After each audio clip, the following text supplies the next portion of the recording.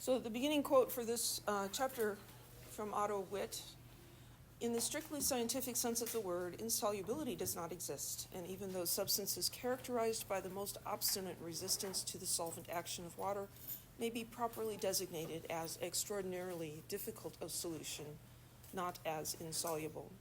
One of the things we'll be learning about in this chapter is solubility, and we talked about that a bit in Chem 1A.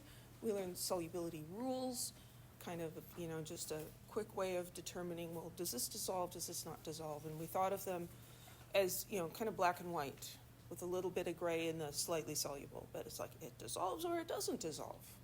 Well, it turns out that everything dissolves at least a teeny tiny bit, right? What if you had 2 formula units that dissolved in a liter of water? That's not nothing. Is it really, really small? Yeah, it is. But it's not nothing. And so that's what this is referring to. So we'll open this chapter talking about antifreeze.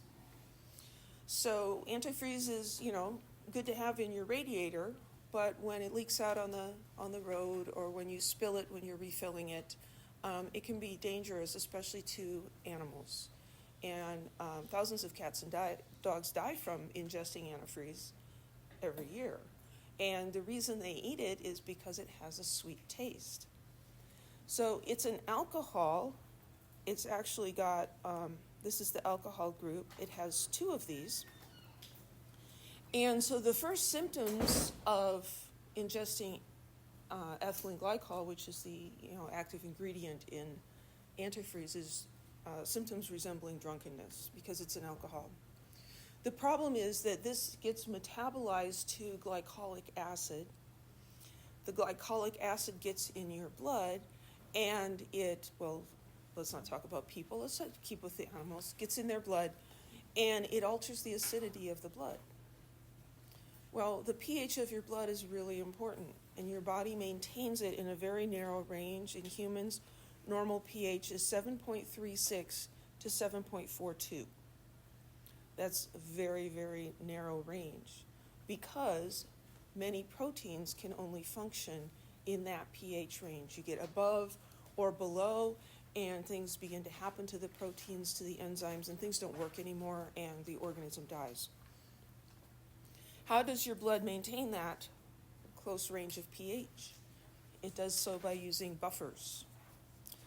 So, a buffer is a chemical system that resists pH changes by neutralizing added acid or base. So I add acid to it, it neutralizes it. I add base to it, it neutralizes it with very small pH changes. So there are different buffer systems in your blood, but one of the most important ones is a mixture of carbonic acid and bicarbonate ion, or hydrogen carbonate ion. So carbonic acid, as its name suggests, is an acid, and so if there's added base, the carbonic acid can neutralize that and take care of it. That produces hydrogen carbonate ion.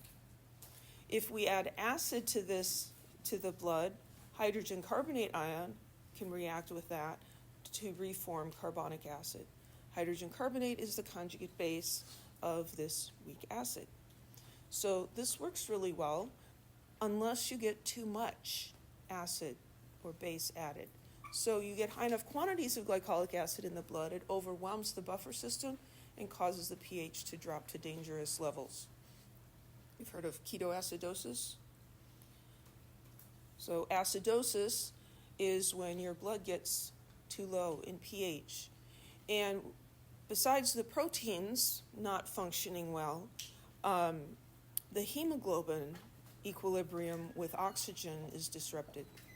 Hemoglobin in your blood, we talked about that earlier in the semester, will pick up oxygen and carry it to your blood, carry it in your blood to tissues where there's less oxygen, and then it will release.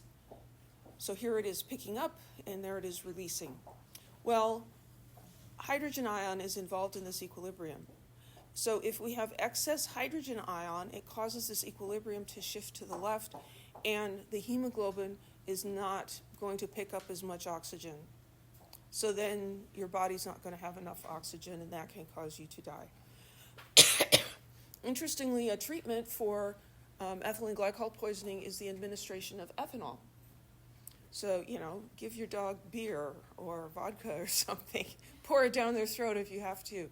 How does that work? Well, your body is going to metabolize ethanol before it metabolizes ethylene glycol.